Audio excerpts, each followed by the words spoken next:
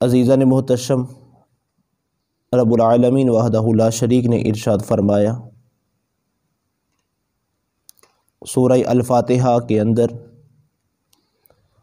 ہم یہ دعا کرتے ہیں ایاک نعبد، ہم خاص تیری ہی عبادت کرتے ہیں، وایاک نستعین، اور ہم خاص تجھ ہی سے مدد چاہتے ہیں۔ اس سے پہلے رب العالمین وحدہ لا شریک نے سورہ الفاتحہ کے اندر یہ بات واضح کی کہ تمام جہانوں کا جو رب ہے وہ خدائے ذوالجلال یکتا ہے، وہی رحمان ہے، وہی رحیم ہے، وہی جزا کے دن کا مالک ہے۔ جب انسان نے خدائے یکتا کی وحدانیت کا اقرار کیا، اسے رحمان اور رحیم جانا، اور پھر ساتھ یہ بھی بات صادر ہوئی کہ وہی جزا کے دن کا مالک ہے، پھر انسان دعا کرتا ہے خاص ہم تیری ہی عبادت کرتے ہیں۔ تو عبادت کا مستحق صرف خدا کی ذات ہے، اس کے علاوہ اور کوئی نہیں ہے۔ عبادت صرف خدا کی ہے، اس کے علاوہ کوئی بھی اور مستحق نہیں ہے۔ عبادت اور تعظیم کے اندر فرق ہے۔ دیکھیے، انسان کھڑا ہوتا ہے ہاتھ باندھ کے نماز کے دوران، تو اسی طرح اپنے ماں باپ کے سامنے کھڑا ہوتا ہے پھر بھی ہاتھ باندھتا ہے۔ یہاں اگر نماز میں ہاتھ باندھتا ہے وہ عبادت ہے، نماز کے اندر اگر ہاتھ باندھ کے کھڑا ہوتا ہے وہ عبادت ہے، اور ماں باپ کے سامنے ہاتھ باندھ کے کھڑا ہوتا ہے وہ تعظیم ہے، وہ عبادت نہیں۔ ہاتھ ایک طرح ہی باندھ رہا ہے، جیسے نماز میں ہاتھ باندھتا ہے ایسے ہی والدین کے سامنے جب کھڑے ہوتا ہے نگاہوں کو نیچے رکھ کے اپنی ماں کے یا باپ کے سامنے کھڑا ہوتا ہے، لیکن اس کو کیا کہتے ہیں؟ تعظیم کہتے ہیں۔ عبادت اور تعظیم میں فرق ہے۔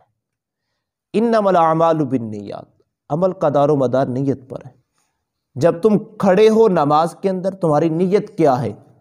جب تم اپنے ماں باپ کے سامنے کھڑے ہو تو پھر نیت کیا ہے؟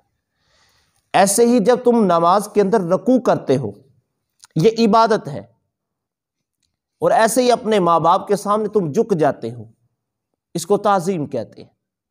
جب تم اپنی ماں کے سامنے یا باپ کے سامنے گئے تو سلام لی اور جھک گئے، جھک کے سلام لی، اپنی ماں سے، اپنے باپ سے، اپنی ماں سے جھک کے پیار لیا، اپنے باپ سے جھک کے سلام لی، اب اس کو تعظیم کہتے ہیں۔ تو یہ تھوڑا سا فرق ہے تعظیم اور عبادت میں۔ وہاں جب ماں سے سلام لے رہا ہے، ماں سے پیار لے رہا ہے، باپ سے سلام لے رہا ہے، گناہ گار بھی ہیں ہم جیسے۔ تو جب انسان نیک اور بد مل کے دعا کریں گے تو نیک بندوں کی وجہ سے گناہ گار کی دعا بھی قبول ہو کے درجہ قبولیت کو پہنچ جائے گی۔ ایسے ہی حکم ہے جب دعا کرو تو اجتماعی دعا کرو۔ اب یہ اجتماعی دعاؤں کا اہتمام کیا جاتا ہے، کیوں؟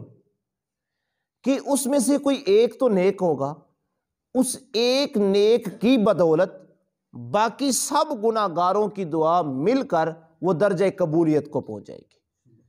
اس لیے کہا جاتا ہے گھروں کے اندر اجتماعی دعاؤں کا اہتمام کرو۔ اس لیے اگر آپ اپنے بیٹے بیٹیوں کو بٹھا کر ان کے ساتھ اجتماعی دعا کریں گے، شاید وہ محفوظ عن الخطا چھوٹا سا بچہ یا چھوٹی سی بیٹی اللہ کو وہ پیاری لگے، اور اس کی بدولت انسان سب گھر والوں کی دعا اللہ قبول فرما لے۔ کیونکہ اللہ رب العالمین کے پیغمبر محمود علیہ السلام نے فرمایا جب محفوظ عن الخطا بیٹا یا بیٹی خدا کی بارگاہ میں دعا کرتی ہے یا کرتا ہے، اللہ کو حیا آتی ہے اور مالک دو جہاں ان کی دعا کو قبول فرما لیتا ہے۔ تو ایاک نعبد، اس میں ہمیں یہ حکم دیا گیا ہے کہ نماز کو جماعت کے ساتھ ادا کرو گے۔ جب تم نماز کو جماعت کے ساتھ ادا کرو گے، مل کے ادا کرو گے، تو شاید کسی ایک سے کوئی غلطی ہو گئی ہو لیکن دوسروں کی بدولت اس کی نماز بھی قبول ہو جائے گی۔ تو اجتماعیت کے اندر فرق ہے۔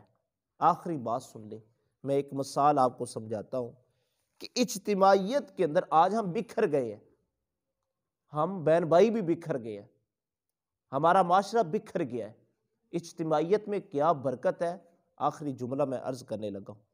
ایک بزرگ تھے، بڑے عقل مند اور دانشور تھے، ان کے 5 بیٹے تھے۔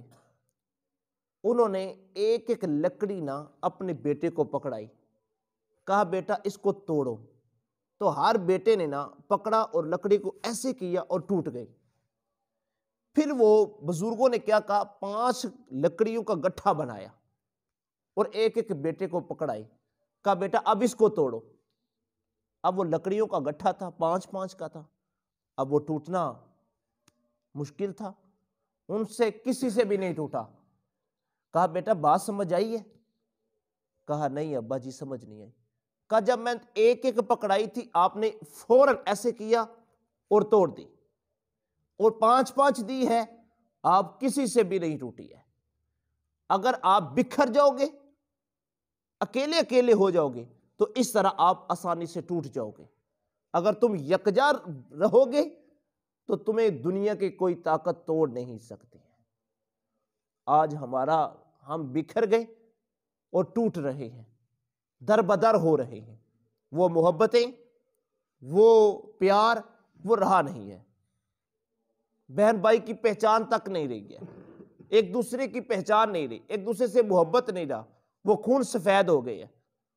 اگر ہمارے پاس وہ موبائل ایک آ گیا تو کبھی ہم بزرگوں سے سنتے تھے شام کے وقت لوگ اکٹھے بیٹھتے تھے اور بیٹھ کر محبت کی باتیں کیا کرتے تھے۔ اب جو آتا ہے اپنے کمرے میں داخل ہوتا ہے اور کوئی ماں کی فکر نہیں، کوئی باپ کی فکر نہیں رہ گئی۔ عزیزان گرامی، قرآن ہمیں یہ سبق دیتا ہے ایاک نعبد، ہم خاص تیری ہی عبادت کرتے ہیں۔ یہ ہم سے مراد کہ جو کام کرو اجتماعیت کے اندر کرو، نماز کو جماعت کے ساتھ ادا کرو، تنہا نہ ادا کرو، کوشش کرو نماز کو جماعت، اور گھر کے اندر بھی اجتماعیت رکھو۔ اگر اجتماعیت رکھو گے، آپس میں محبت رہے گی، آپس میں ذوق رہے گا، آپس میں الفت رہے گی، اور آپس کے اندر محبت بڑھ جائے گی، اور ایک دوسرے کے لیے مر مٹنے کے لیے تیار ہو جاؤ گے۔ اگر بکھر گئے تو پھر جیسے بزرگوں نے وہ بڑی لکڑی کی مثال کے ذریعے سمجھایا ہے، تو ہم بھی ٹوٹ جائیں گے، بکھر جائیں گے، در بدر ہو جائیں گے، ہمارا وجود ختم ہو جائے گا، ہم کسی کام کے نہیں رہیں گے۔ اس لیے آئیے خدا کی بارگاہ میں دعا کریں کہ اللہ مالک دو جہاں ہمیں اجتماعیت کے ساتھ رہنے کی اور جماعت کے ساتھ نماز ادا کرنے کی مالک ہم سب کو توفیق عطا فرمائے۔ آخر دعوانا الحمدللہ رب العالمین۔